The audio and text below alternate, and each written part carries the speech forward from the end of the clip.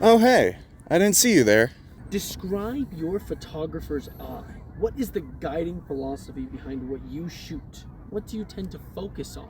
So I find my journalistic pursuits and my photographic pursuits to be very in line. When I'm shooting photos, I am very inclined to capturing the scene as it is. I'm not one for posing or directing.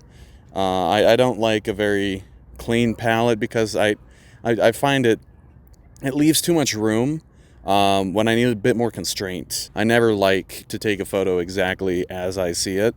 So different lenses, different compositions, framing are big things that I shoot for personally. Tell us the story behind the 20 pictures you took. Well, throughout the semester, I took over 100 photos, and while I wouldn't really say they're my 100 best, I would say it was a really good exercise and very valuable. The story really was just practice and trying new things and going with the flow of the assignment, not trying to really direct it and complicate it, because that's when I find I kind of lose my vision. Was it luck or was it purpose? I find almost all luck has purpose. I don't know many people that just get handed $1 million for walking down the street one day, and most things that come in life are things that come by effort, by work, by purpose. I would say a lot of what I capture, the things I'm very proud of, I find it's disproportionately better than what I was going for. So I would call a little bit of that luck, but at the end of the day, I still went out and shot. I still went out and made the effort to take the photos, and I think there's a fair bit of purpose in that. So to chalk it all up to luck, I wouldn't agree with personally. Did you capture what you intended to capture? Never. I never capture what I intend to capture because it's on purpose. I don't want to go out there with an idea that I need to get this specific shot that looks a specific way. It's always, how can I use the moment to make my photo better? Were there any legal issues? Did you face any potential legal issues with the photos you shot? Very few times in my professional career, even with the amount of envelope pushing that I have done, have I really faced any pushback legally. And that, I don't know, I could chalk that up to a fair bit of luck as well. But I would say any issues that I ran into this time were more just kind of, moral concerns. I wouldn't even go as far as to say ethical. So legally, I would say nothing of real any consequence. What ethical issues did you face?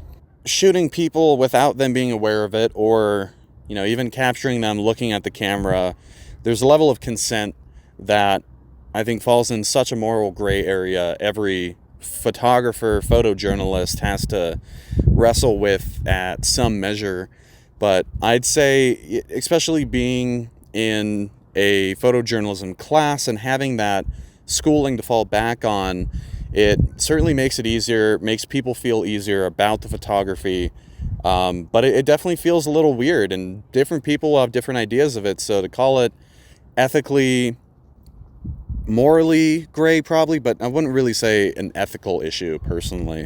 What pictures did you enjoy the most shooting wise? And what pictures did you enjoy shooting the least? I enjoyed shooting the most important photos. Stuff like the Pub Dog event was a lot of fun. Fall Fest felt good, and I enjoyed shooting it because I had a sense of purpose. I was shooting for people that were expecting these photos. While that did still fall through in the end, it made it feel a lot better while doing the work, and I enjoyed it a lot more for it. But generally, the most important photography I find the most enjoying. If I feel a sense of purpose with the photos I'm taking, I enjoy it immensely. Review your edits for these pictures. Point out any parts that changed or were notable. Why did you make the changes, and why were they notable? I definitely agree. Truth is the most important thing in photojournalism. So alterations need to be slim and need to serve the truth, I think. And for me, I think it comes down to skill. I really can be a run and gun shooter sometimes, and that tends to lead to off angles and things not lining up quite perfectly. And while I can't really change too much of the scenery, I can still kind of level things out and make it a more pleasing photo without really altering the truth of it. So mostly it's geometry, rotation, and minimal cropping. Things that I personally wouldn't have issue with, and I'd be happy to send both copies to an editor and get the okay from as well. If you had to cover the same event or story again, what would you do differently? If it was the same event and I had to cover it differently, I think the most important thing is finding that new eye. If I covered one angle last time, I got to find another angle. I never want to shoot the same angle twice, and it's just the same with, I don't want to shoot exactly what my vision sees. I want to shoot a more representative version, and at the end of the day, everyone's eyes see differently. We don't see the same thing the same way.